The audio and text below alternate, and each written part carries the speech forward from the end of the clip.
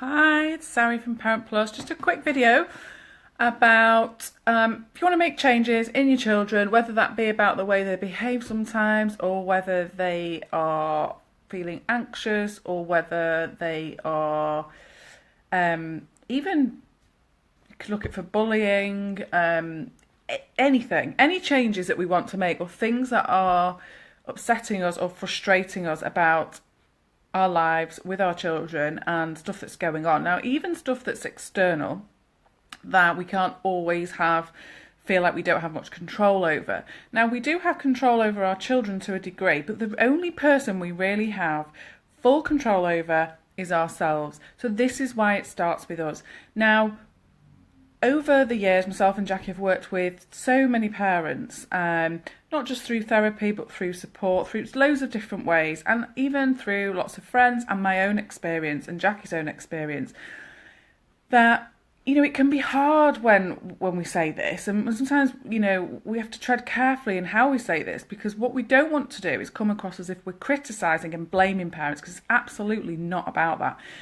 You could have 5 children and they could all be completely different. I'm one of 5 and we are all totally and utterly different. We were all parented in the exact same way. So the only thing that you can actually control is yourself. And sorry, someone's just come in. Shut this door. The only person you can control is yourself. So, and sometimes it's hard because what we can do then is think, oh, well, if it's me that needs to change, then it's my fault, and it becomes about blame, and it's really just about perception.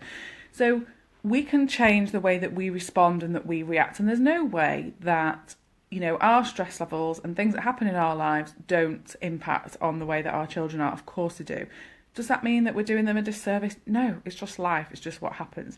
So it is really thinking about, one of the things that we will ask, and we will maybe be quite direct about sometimes in the academy, for example, is, okay, what is it that what part are you playing? Every single relationship we have, whether that be with our children, our own parents, our family, our partners, somebody that we're buying something off in a shop, these are relational interactions and they are all two-way.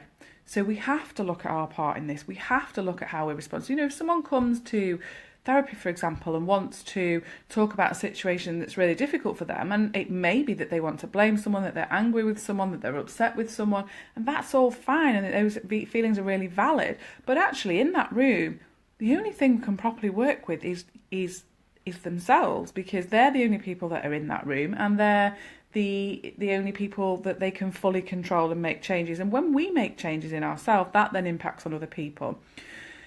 The other thing is, I also hear of parents being really, really, really hard on themselves, so that they do naturally blame themselves. So when something happens, if a child has a meltdown, rather than going, actually, that meltdown lasted for half an hour and it was hell, but we made it and I survived it, and I put one foot in front of the other and I carried on, and I managed to then make tea for my children and put them in bed. That's all really good stuff, rather than thinking, oh, I failed at that miserably, that was horrendous, and it's okay to feel it was bad or to think about how you might want to improve, but it's really important that you also look at and think to yourself and highlight what it is that you have done well, and sometimes that may literally just be surviving the day. And that's enough, and you've done well at surviving the day. Okay.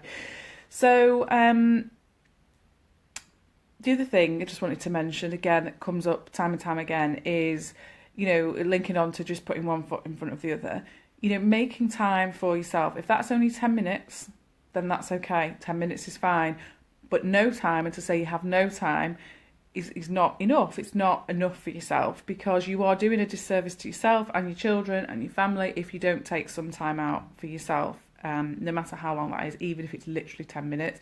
If things are getting overwhelming at home and things are going on and you need to take stock, if there's another adult in the house, just say, I'm just literally going around the block for 10 minutes. Just get out of the situation so that you can just ground yourself.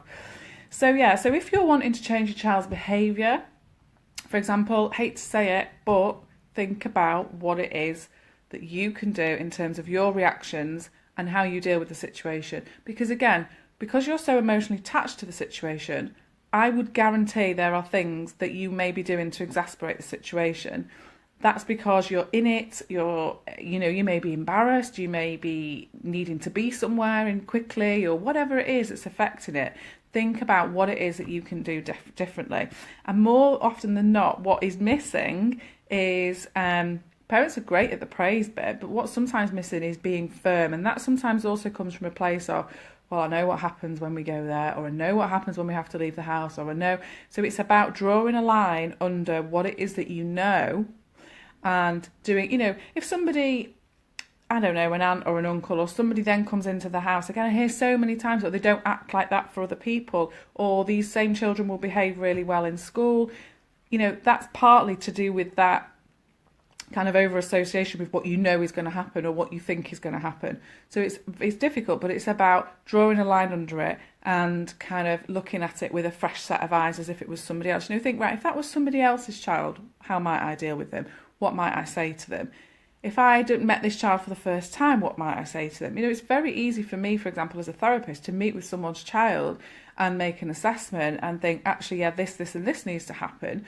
But actually, that's not always that easy in practice, because as a parent, you've been potentially dealing with this situation for 12 months or even more, and it becomes relentless and frustrating and overwhelming. Sometimes when your child is just a bit out of sorts for 2 days, it's absolutely draining. So bear that in mind, okay? And it might be that you need support, or you need time out, or you need things that are going to help you to separate those feelings and that historical stuff from what it is that's going on. Okay, so I just wanted to say that. I'm just about to write a blog actually on anger. I'm seeing lots of posts about people being angry and trying to stop being angry, and it makes me angry. Anger is really important. So I'm going to do a little post. If you have a child that is shows aggression, and whether that be through their behaviour or things that they say, or and you worry about anger, then have a look out later for the blog post that I'm just in the process of writing. If anyone has any questions, as usual, give us a shout, and I hope you're all well. Cheers.